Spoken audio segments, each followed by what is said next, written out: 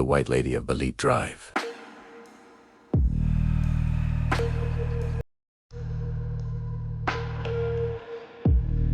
Then there she was.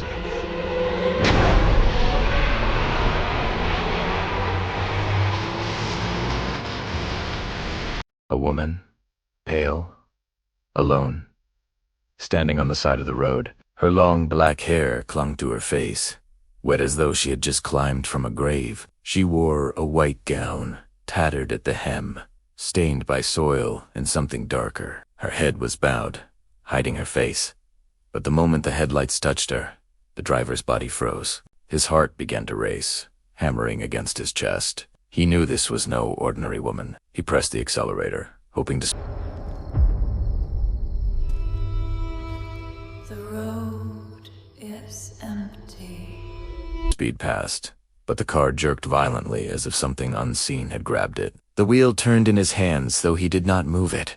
And when his eyes shot back to the road, she was no longer on the side. She was in front of the car. Her face was pale, lips blue as ice. Her eyes hollow black pits where no light lived. She raised one hand and pressed it against the windshield. The glass fogged where her hand touched, and a whisper seeped into the car, though her lips did not move. "You cannot leave." The driver screamed, swerving, the tires shrieking against the asphalt. The car spun, and when it came to a halt, the seat beside him was no longer empty.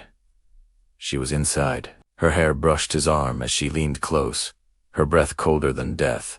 And when he dared to glance at her, her mouth stretched unnaturally wide, splitting into a gaping wound that screamed without sound. The driver's last moments were etched into the twisted wheel. His body slumped against the horn as it wailed into the night. By morning, the police found the car wrecked against the base of a bolete tree. The driver's eyes were still wide open, his face frozen in terror. But the strangest detail was the seatbelt on the passenger side. It was buckled, though no one was found sitting there. They say the White Lady of Balete Drive is not just one ghost, but many. Women who died in accidents along the cursed road, women betrayed, women murdered and abandoned beneath those sprawling roots. Their grief clings to the trees, their screams echo through the branches, their faces appear in the glass of passing cars. Another story tells of a group of students traveling late one night. They laughed loudly, mocking the warnings of the White Lady. As their jeepney rolled down Balete Drive, one of the girls felt fingers combing through her hair. She slapped her friend's hand away, but her friend was asleep. The fingers came again, pulling harder this time, ripping strands from her scalp. She screamed, waking the others, and when they looked, they saw her. A pale figure crouched on the roof of the jeepney, hair dangling down, her face upside down in the window.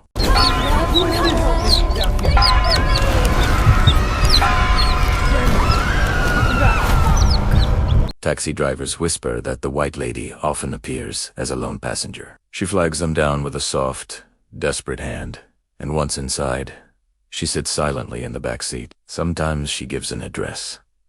Sometimes she doesn't. The driver only realizes too late, when the ride is nearly over, that the seat behind him is empty, though the mirror reflects her face still watching. One driver told of a night he picked up a young woman in white. She asked to be taken to a house just a few kilometers away. He drove carefully, glancing nervously into the mirror. Her face was pale, beautiful but unnerving, her eyes downcast. When they arrived, he turned to tell her the fare. But the back seat was empty. He thought perhaps she had slipped out unnoticed. But when he checked the seat, there was no opening of the doors. No movement, just strands of wet black hair clinging to the upholstery, and the faintest smell of grave soil filling the air. Terrified, he drove off, but curiosity gnawed at him. The next night, he returned to the address she had given. The house was dark, abandoned for decades. A neighbor told him the family there had a daughter who died in a car crash on Balete Drive years ago. They buried her in her white prom gown. There are those who say the White Lady is not bound to Balete Drive alone, that once she chooses you, she follows. One young man returned from a night out, tipsy and careless, ignoring his friend's warnings about taking the haunted road. He laughed as he drove, blasting music. But when he pulled into his driveway, the laughter died. Sitting calmly in his passenger seat was the White Lady. Her face was not angry, not screaming, just watching. Silent, he bolted from the car, ran into his home, locked every door, every window. But when he turned toward the living room mirror, she was there, standing just behind him. They found him days later.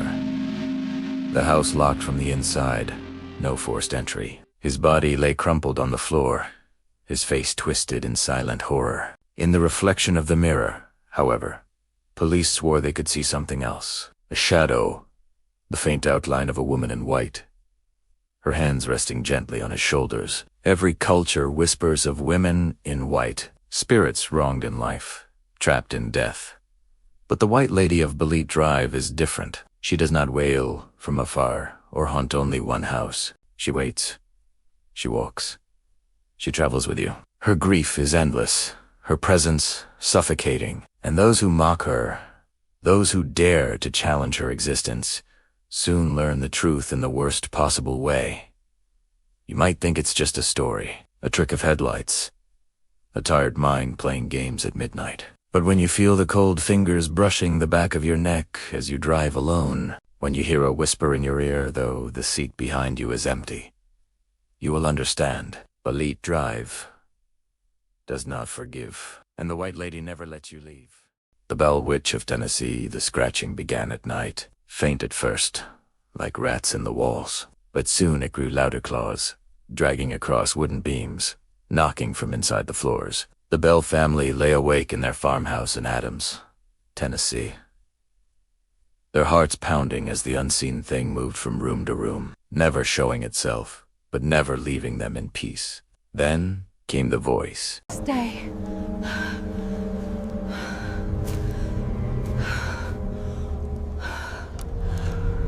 It was not the voice of any man or woman. Sometimes it was a whisper right beside the ear. Sometimes it was a laugh that echoed through every room. Other times it was a growl so deep it made the windows rattle. No one could explain it, and no one could sleep. Young Betsy Bell was the first to suffer. She would cry out in the night, claiming cold fingers were gripping her throat. Red handprints appeared on her skin, welts swelling across her arms and back. Her family would rush to her room, only to find her lifted from the bed by something they could not see, thrown violently against the wall.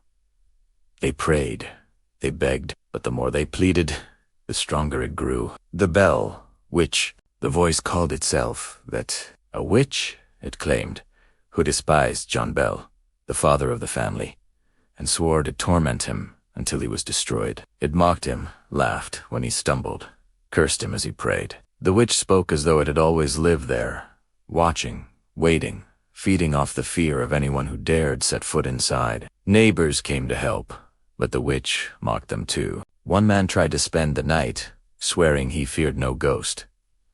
At midnight, his covers were ripped away. He was slapped across the face by invisible hands. His hair pulled so hard that clumps tore free. He ran, screaming into the night, but there was no escape for the Bells. The haunting followed them everywhere. Betsy could not walk through the woods without hearing footsteps behind her. When she ran, they ran faster. When she stopped, they stopped, just behind her shoulder. Breathing, she tried to cover her ears, but the voice was inside her head. Betsy, it whispered, you will never be free. John Bell began to weaken. His hands shook when he held a cup. His voice faltered when he spoke. The witch mocked him relentlessly. At times, it would mimic his voice perfectly, answering his wife in his tone before laughing cruelly. His livestock were found dead, twisted and broken in their pens, their eyes wide with terror. The Bell Witch delighted in every moment. It sang hymns in the dead of night, only to twist the words into curses. It quoted scripture, then spat obscenities. Its shifted voice is sometimes a crying child, sometimes the shrill scream of a woman in agony. And then there were the visitors. People traveled from miles away to witness the terror. Some were believers, others skeptics. But each who entered the Bell home left changed. One minister declared the spirit to be a demon. Another claimed it was a soul damned to wander forever. Some nights, the witch would recite sermons, word for word, as if mocking the holy men themselves. Betsy's torment grew unbearable. She would faint without warning, collapse in the middle of a lesson at school, only to wake screaming that the witch was clawing at her eyes. She became engaged to a local boy, But every time they met, the witch shrieked so loud that the walls shook. Rocks were hurled at them from nowhere. The engagement ended. The witch laughed for days. John Bell's health declined quickly. His face turned pale, his eyes hollow, his body trembling as if poisoned. One morning, his family found him unconscious, a strange vial of liquid near his bed. The witch's voice echoed through the house, shrieking with delight. I gave him the dose, it crowed. He will never rise again.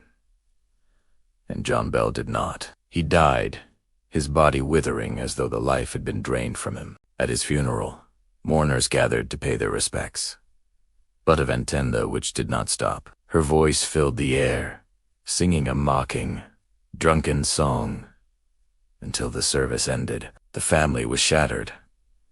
Betsy broken, the farmhouse a hollow shell filled with whispers and dread. Some say the witch disappeared after John Bell's death, its purpose fulfilled, but others swear it never truly left. They say the voice returned years later, promising to come again. And in the town of Adams, Tennessee, there are still nights when the wind carries a whisper that is not the wind at all. Travelers along the old road have reported seeing a shadowed woman in the trees, her face hidden, her voice calling softly in the dark. Some claim to have heard the sound of scratching, faint but steady, beneath the floorboards of their own homes. Others wake to find red handprints across their skin, the marks of a hand that does not exist. Generations have passed, but the Bell Witch's hatred is eternal. Parents still warn their children never to walk the fields at night, never to linger by the old Bell property, never to answer when a voice whispers your name from the darkness.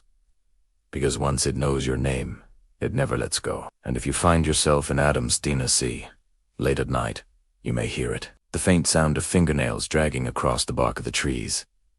A laugh carried by the wind, a whisper right behind you, close enough to feel the chill of breath on your neck. And when you turn, the air will be empty, but you will not be alone. The Bell Witch waits, always.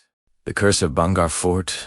The wind cut through the ruins of Bhangarh Fort, carrying with it a chill that felt older than the stones themselves. Even in the heat of midday, the air here was heavy, weighed down by centuries of fear and despair. Those who dared enter the fort did so at their own peril, and the villagers nearby whispered that none left unchanged. The fort was cursed. It began with the stories of King Modo Singh, who built the fort in the 17th century. They say he was ambitious, proud, and blind to the forces he was awakening. A sorcerer named Singya, a man feared for his mastery of dark arts, fell in love with the king's niece, Ratnavati. She was young, beautiful, and sharp-witted, but she did not return his affection. Singya's pride twisted into obsession, and the fort became the stage for his vengeance.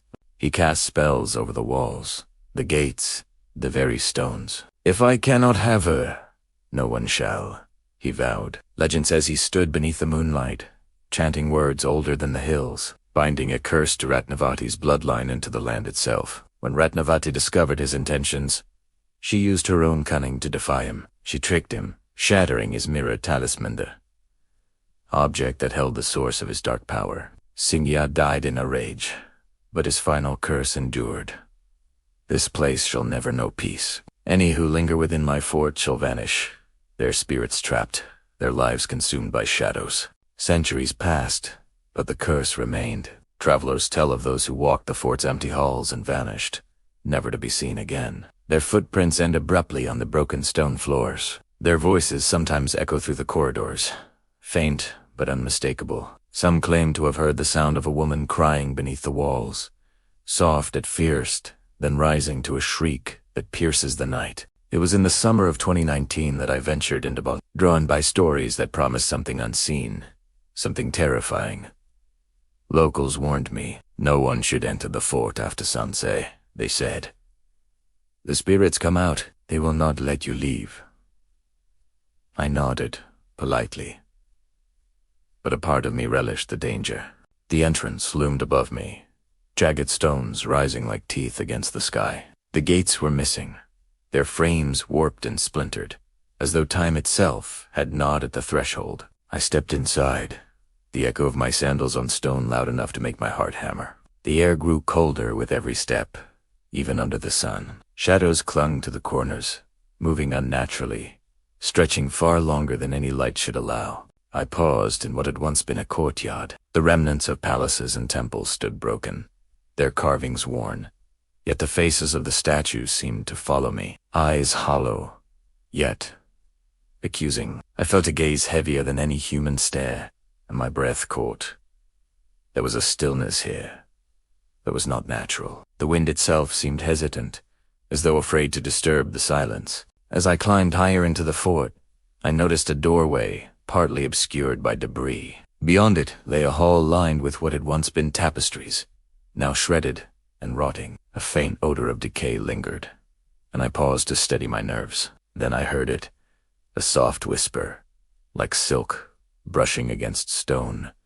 "Leave." I froze. My voice caught in my throat, but I forced myself to step closer. The hall was empty, save for shadows stretching across the walls. The whisper came again, louder this time, insistent. "Leave before it comes." And then the air shifted. I felt it before I saw it. A presence so cold, so consuming, that it pressed against my chest, stealing my breath. From the corner of my eye, I glimpsed movement, a figure, a woman draped in white, gliding across the hall, her face obscured by hair dark as midnight. She raised a hand, slender and pale, and I felt a sudden pull, as though the stones themselves were drawing me in. I stumbled back, heart hammering, but the figure was relentless. She moved without sound, her feet not touching the floor, her eyes, though I could not see, them burning into my mind. The whispers multiplied, voices overlapping, echoing through the corridors. "Stay. Stay. Stay." The words were urgent, pleading, and malevolent all at once. I turned to flee, but the doorway I had entered was gone. Stone walls now enclosed the hall, sealing me in. Panic surged, and I ran blindly through the fort, the labyrinthine halls twisting in ways that defied reason, corridors that had been straight bent sharply. Rooms opened into others that should not exist, and always, just behind me, the whispers followed. At the center of the fort, I stumbled into a temple. The floor was covered in dust and broken idols, their eyes shattered. And there, etched into the stone altar, I saw her. Ratnavati, the princess, her likeness carved centuries ago, yet alive with menace. Her mouth opened, not in stone, but in soundless scream, and from her form, shadows spilled tendrils of darkness that slithered across the floor, reaching for me, cold and alive. I screamed, but my voice was swallowed. The shadows wrapped around my ankles, crawling up my legs, pulling me toward the altar. My fingers clawed at stone, at rubble, at nothing, but the grip was relentless, and through it all, the whispers grew louder, chanting my name, mocking me, promising I would never leave. Time lost meaning. Minutes, hours, years all blurred. The sun, outside, never moved. And then I saw her, the figure in white again, standing at the edge of the room. This time, her face was visible. Pale, perfect, and twisted in grief. She raised her hand, and I felt a pressure in my chest, a force pressing me to my knees. "Why do you come here?" she asked. The voice was like ice, yet sorrowful, a song of lamentation that turned to rage. "This is my prison. This is my curse. You should not have come." I tried to speak, to apologize, to plead, but my voice was gone. My body was no longer my own. The shadows tightened, and I understood then the curse was alive. It had waited centuries, biding its time, gathering strength from the fear of all who dared trespass. And now it had claimed me, if only for a moment. Suddenly, I was alone. The shadows receded, the air lightened, and the sun pierced through cracks in the temple walls. My body collapsed against the stone floor, trembling. But even as I breathed, I knew it was not over. The whispers lingered, faint but certain, like the echo of water in a deep cavern. The fort had not let me go, and it never would. I stumbled outside, dazed, my heart racing, my mind screaming at the impossibility of what I had just witnessed. The villagers watched from a distance, their eyes hollow, their faces pale. They did not speak, only nodded, knowing that I had seen the truth. Bhangarh did not forgive. Bhangarh did not forget. Bhangarh.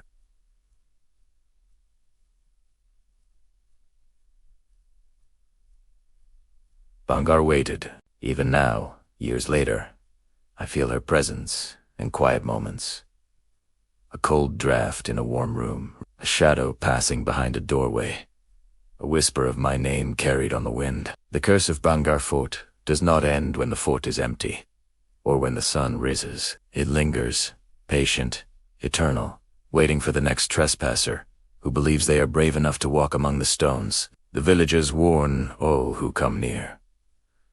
Do not enter after sunset. Do not linger inside the walls. And never, ever disturb the stones. Because if you do, the shadows will find you, the whispers will follow you, and the princess forever, trapped in her sorrow and rage, will ensure that you never leave. And should you hear the soft, sorrowful cry in the wind, know this, it is not the wind, it is her. It is the curse, and it is watching you, always.